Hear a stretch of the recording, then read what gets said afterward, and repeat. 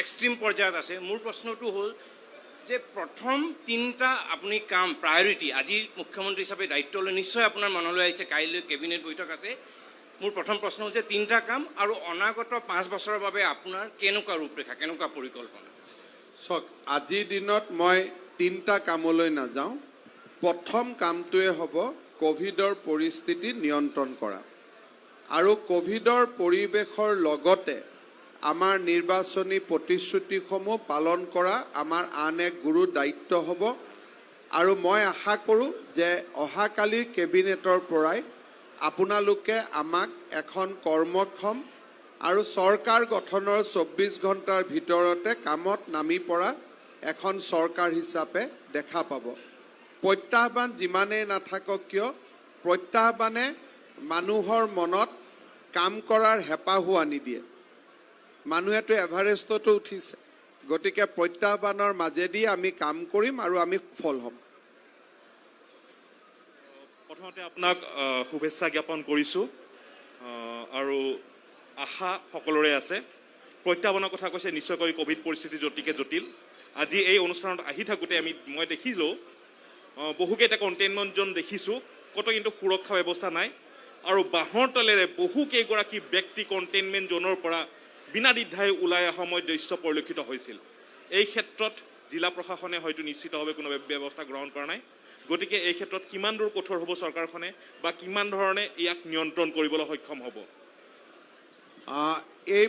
মই এই প্ৰশ্নটোৰ উত্তৰ নিদিওঁ। অহা 3-4 দিন পিছত আপুনি মোক এই প্ৰশ্নটো আকৌ কৰিব। ছাৰ, প্ৰথমেই আপোনাৰ লগতে সমগ্ৰ মন্ত্ৰীসভালৈ শুভেচ্ছা জ্ঞাপন কৰিছোঁ। এতিয়া জটিল সময় ইতিমধ্যে আপুনি কৈছেই বা আমি সকলোৱে জানো, এই জটিল পৰিস্থিতিৰ পৰা সকলো সমাধান লাগিব বা সকলো আগুৱাই যাব লাগিব। কিন্তু কথাটো হ'ল বিভিন্ন ধৰণৰ প্ৰতিশ্ৰুতি আপোনালোকৰ চৰকাৰখনে দিছিল বা আপুনিও দিছিল, ইতিমধ্যে কৈছে সেইখিনি পূৰণ কৰিবৰ কাৰণে আপোনালোকে ব্যৱস্থা গ্ৰহণ কৰিব। কিন্তু তাৰ মাজতো দুটামান কথা আছে যে জনজাতিকৰণৰ পৰা আৰম্ভ কৰি NRCৰ প্ৰসংগ, এই গোটেই বিষয়সমূহ কিন্তু আপোনালোকলৈ ৰাইজে বাট চাই আছে, বিশেষকৈ NRCৰ ক্ষেত্ৰত। সেইটো সন্দৰ্ভত আৰু জনজাতিকৰণৰ সন্দৰ্ভত কেনেধৰণে গোটেই বিষয়খিনি ল'ব? NRCৰ সম্পৰ্কত আমাৰ স্থিতি একেবাৰে স্পষ্ট যে আমি সীমান্ত অঞ্চলত NRCৰ 20% এটা নতুনকৈ পৰীক্ষা কৰাৰ পোষকতা কৰোঁ আৰু সীমান্ত জিলাসমূহক বাদ দি আন জিলাসমূহত আমি 10% নতুনকৈ পৰীক্ষা হোৱাটো বিচাৰোঁ। আৰু এই পৰীক্ষাৰ পিছতো যদি NRCৰ পুৰণা নথিখনে শুদ্ধ বুলি প্ৰমাণ হয়, তাক ৰাজ্য চৰকাৰে NRCখন মানি লৈ তাৰ পৰৱৰ্তী ব্যৱস্থাৰে আগবাঢ়িব। কিন্তু যদি এই পুনৰীক্ষণৰ সময়ত ব্যাপক খেলিমেলি দেখা পোৱা যায়, তেতিয়াহ'লে আমি বিচাৰিম যাতে মহামান্য আদালতে ইয়াৰ ওপৰত এক নতুন দৃষ্টি তেখেতসকলেও যেন নিক্ষেপ কৰে। এই বিষয়টো দায়িত্ব লোৱাৰ পিছতে বৰ্তমানৰ কি পৰিৱেশত আছে কি নাই এই বিষয়ে চাই আপোনালোকৰ লগত সময়ে সময়ে আমি শ্বেয়াৰ কৰি থাকিম। জনজাতীয়কৰণৰ বিষয়টো বৰ্তমানৰ জনজাতীয় লোকসকলৰ অধিকাৰক আৰু আৱেগক খৰ্ব নকৰাকৈ আলাপ আলোচনাৰ পৰিৱেশৰ মাজেৰে আমি জনজাতীয়কৰণৰ সমস্যাও সমাধান কৰিম। যোৱা চৰকাৰৰ সময়ত কেইবাটাও সমাধান সূত্ৰ ইতিমধ্যে আমি আলোচনা কৰিছিলোঁ আৰু মই নিশ্চিত যে তাৰ কোনোবা এটা সমাধান সূত্ৰক সন্মুখত ৰাখি আমি আগবাঢ়ি যাব পাৰিম। Mr. Chief Minister, congratulations to you and your entire... You are not audible. Mr. Chief Minister, congratulations to you and your entire Council of Ministers. Would you give us the details in terms of what is your plan in the first cabinet? You have already flagged about the COVID issue. For the larger national audience, if you can speak in English. COVID situation in Assam is alarming. We have seen that our daily cases has crossed almost 5,000. So obviously tomorrow when we meet for the first time in the cabinet, we will discuss COVID situation. We will discuss it in the situation in complete in from all perspective, and we will take all the measures whatever is required to contain COVID outbreak, because Assam, we know that until and unless Assam COVID situation is controlled, the situation in Northeast will never come under control.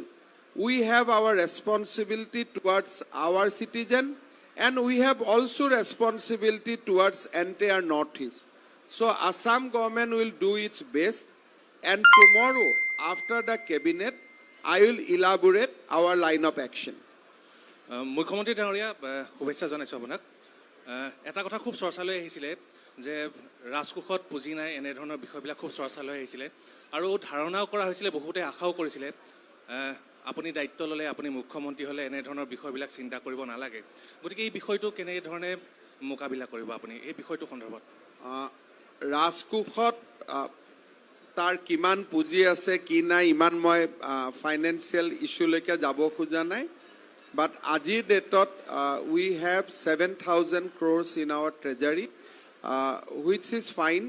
আৰু আমি ভাবো যে আমাৰ যিখিনি উন্নয়ন আৰু বিকাশৰ কাম সেইখিনি সমাধান কৰিবলৈ বা সেইখিনিত আগবাঢ়ি যাবলৈ আমি খুব সুন্দৰভাৱে কাম কৰিব পাৰিম আৰু মানুহে কোৱাৰ পৰিৱৰ্তে the financial situation in Assam মই মানুহ বুলি কওঁতে যিসকল মানুহে তাক বিশ্বাস কৰি গৈছে তেওঁলোকক মই ক'ব খোজো যে we have one of the best fiscal situation in their country.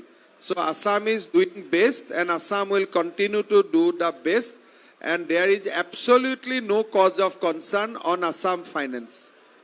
মুখ্যমন্ত্ৰী ডাঙৰীয়া আপোনাক শুভেচ্ছা জ্ঞাপন কৰিছোঁ প্ৰথমে আপোনাক সুধিব বিচাৰিছোঁ যিহেতু খিলঞ্জীয়াৰ ভিত্তিবৰ্ষৰ প্ৰসংগ এটা আছে যে 1951 চন 1971 চন সেই বিষয়টোৰ সংক্ৰান্তত আপোনালোকৰ কেবিনেটৰ বা আপোনালোকৰ চৰকাৰৰ কেনেধৰণে আগবাঢ়িব অসম চুক্তি আৰু খিলঞ্জীয়াৰ ভিত্তিবৰ্ষ এই বিষয়টিক লৈ চাওক প্ৰথম কোভিডৰ পৰিৱেশৰ পৰা নিৰাময় হওক কিছু কথা ৰাইজৰ লগত আলাপ আলোচনা কৰিব লাগিব আৰু আমি ৰাইজৰ লগত আলাপ আলোচনা কৰি অসমৰ যি অস্তিত্বৰ প্ৰশ্ন তাক আমি সমাধান কৰাৰ বাবে চেষ্টা কৰিম আৰু অবভিয়াছলি এই 5টা বছৰত অসমৰ যাতে সকলো অমীমাংসিত প্ৰশ্ন আমি মীমাংসাৰ ফালে লৈ যাব পাৰোঁ তাৰ বাবে আমি চেষ্টা কৰিম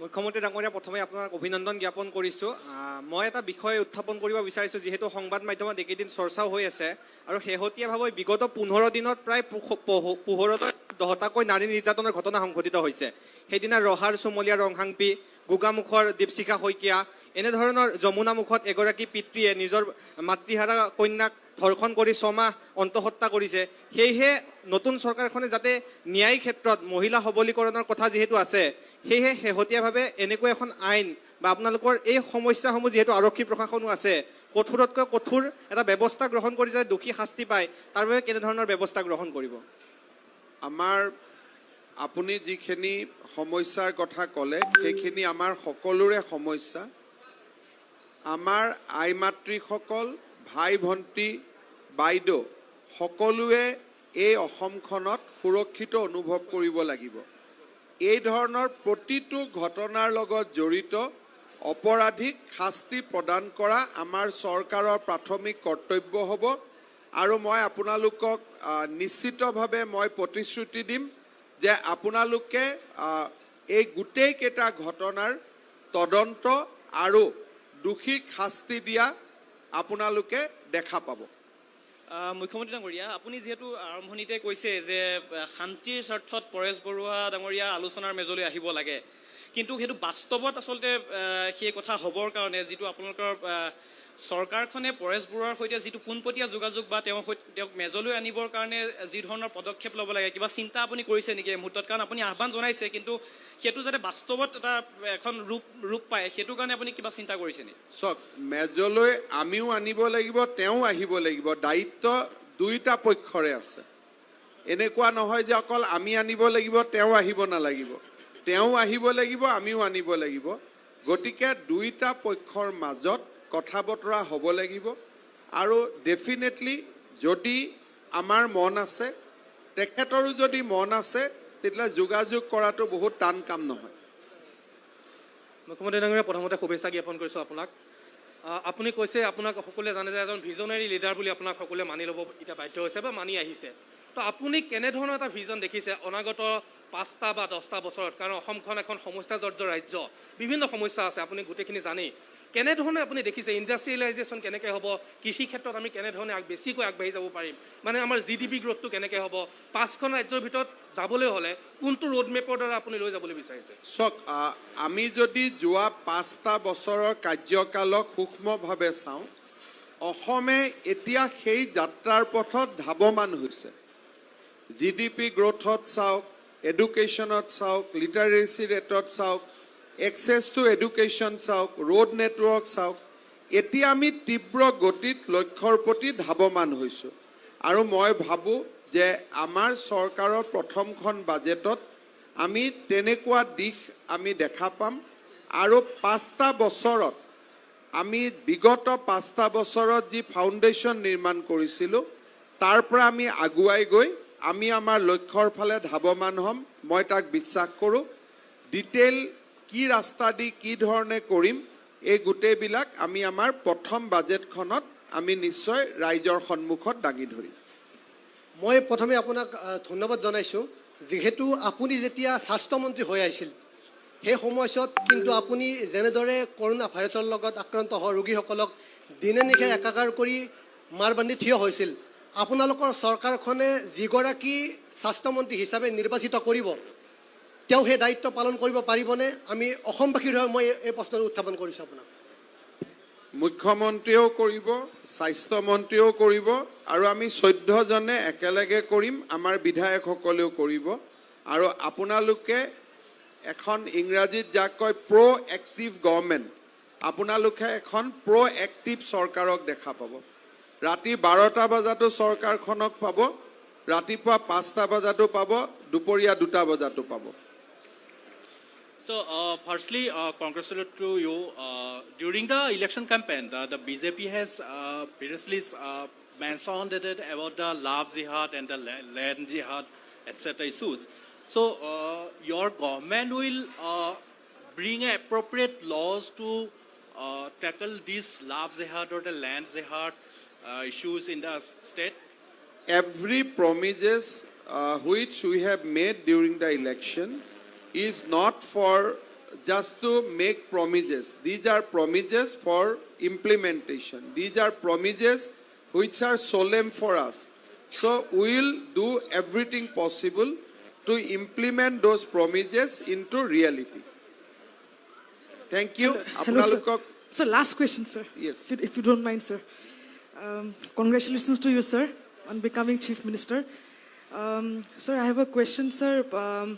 So what do we do in situations where, sir, even in Assam, if the COVID situation is controlled, but sir, in other states the COVID situation is, sir, is very grim, sir, or sir, very sir, rising, sir. So what do we do in these situations, sir? Let us develop a proper plan, and we have a plan. Tomorrow we'll discuss in cabinet, and we'll let you know by evening. Thank you so much. Thank you, sir.